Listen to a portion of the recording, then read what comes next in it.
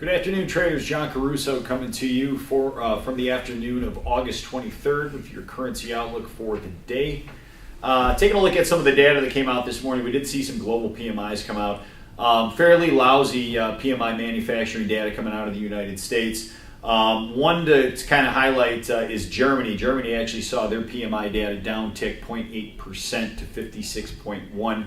Kind of a lousy reading on PMIs across the board here this morning.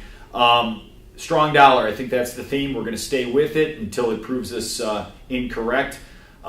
This morning, actually it was yesterday late in the day, we actually signaled immediate term oversold within a bullish trend that triggered a buy signal on our desk. So if you're a prudent trader, you were stepping in and you were buying yesterday on the oversold signal. Bullish trend. Right now we're currently trading about 95.51, up 46 points on the day. Did have a little bit of news and noise coming out of Jackson Hole. We did hear some comments from Esther George.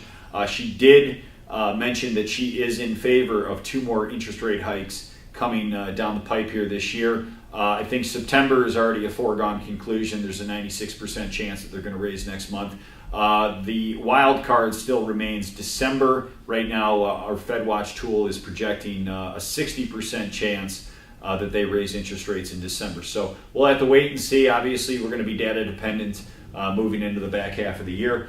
On the flip side of that, take a look at the euro quickly. Yesterday, same thing, inverse to the US dollar. We were immediate term overbought within a bearish trend. I do think it's funny if you follow CFTC positioning. Last week, the position actually flipped to a net short position on the euro currency for the first time since going back to the beginning of this year.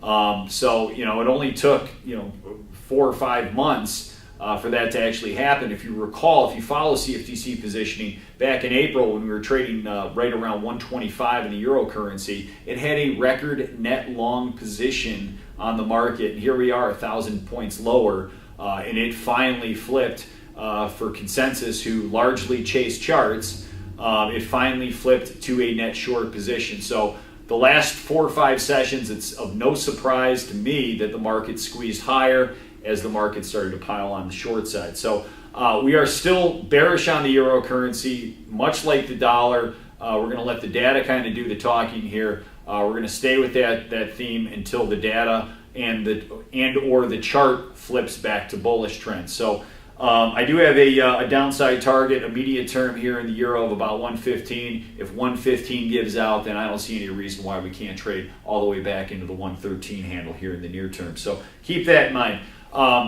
That's pretty much the gist of it right now. If you're bullish on the US dollar, you can't be bullish on pretty much any other foreign currency out there. If I had to pick one that I'd be looking at, maybe transitioning into throughout the fall, it could be the British pound. I actually do think that the Bank of England over there is going to start tightening monetary policy, or at least begin to talk about tightening monetary policy as growth starts to pick up over in the British pound, over in Great Britain currencies.